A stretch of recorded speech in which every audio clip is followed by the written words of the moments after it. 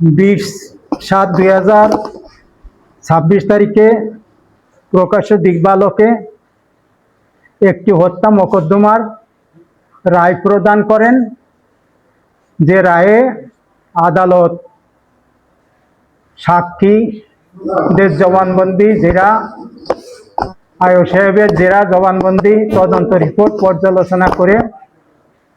এই আসামি হাসান শেখ তাকে গলায় উন্না পেঁচিয়ে হত্যা করে একটা ব্লেড দিয়ে হত্যা নিশ্চিত করার জন্য গলা কেটে তাকে হত্যা নিশ্চিত করে। এই ঘটনার পূর্বে বাদীর বক্তব্য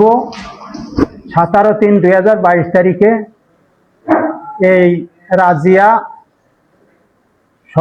ষষ্ঠ শ্রেণীর ছাত্রী, সে রসুন খেতে কুমার নদীর পাড়ে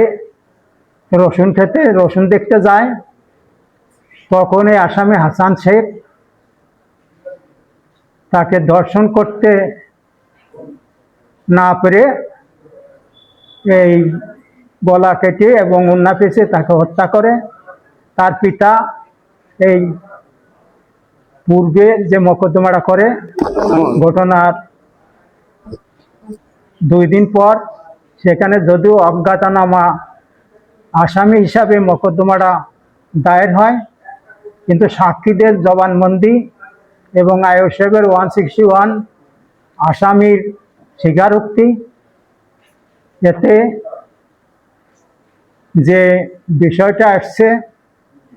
যে আসামি হাসান শেখ এই রিজিয়া খাতুন 15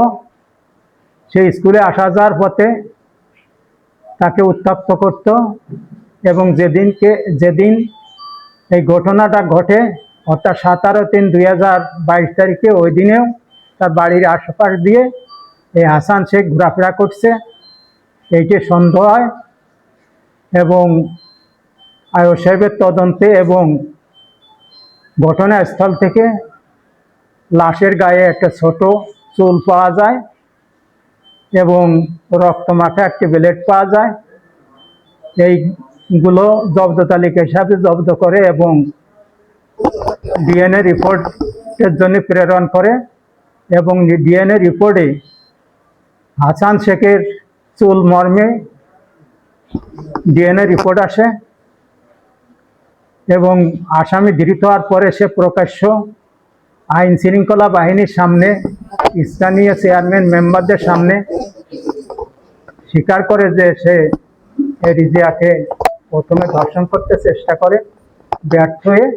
তাকে এভাবে উন্নাতে গলা পেঁচিয়ে হত্যা ব্লেড দিয়ে খুন নিশ্চিত করেছে। সার্বিক বিবেচনায় তদন্তে আসামি হাসান শেখের বিরুদ্ধে 302 ধারায় একটা কেস দাখিল করে আদালতে প্রেরণ করার পরে 11 জন সাক্ষী হয়। এই সাক্ষীদের জবানবন্দি জেরা পর্যালোচনা করে ঘটনা প্রমাণিত হয়, তাকে ফাঁসির আদেশ দিয়েছেন আদালত। এবং আমরা আশা করি সরকার পক্ষে যে দ্রুতই আপিল কার্যকারী হবে, এই জন্য আমরা সরকারের কাছেও আবেদন করি। এবং আজকে যারা সাংবাদিক আছে তাদের সামনেও আমরা প্রকাশ করেছি যে আপনারাও যাতে পরবর্তীতে এরকম ঘটনা সমাজে না ঘটে, আপনারাও এই মিডিয়ায় এটা প্রকাশ করবেন, এবং এতে সমাজে এই সমস্ত আসামিরা হেয় প্রতিপন্ন হবে, এবং এদের দেখা দেখি যারা এই ধরনের উচ্ছৃঙ্খল ব্যক্তি তারাও সতর্ক হবে, এই আশা ব্যক্ত করে আমি আমার কথা শেষ করছি।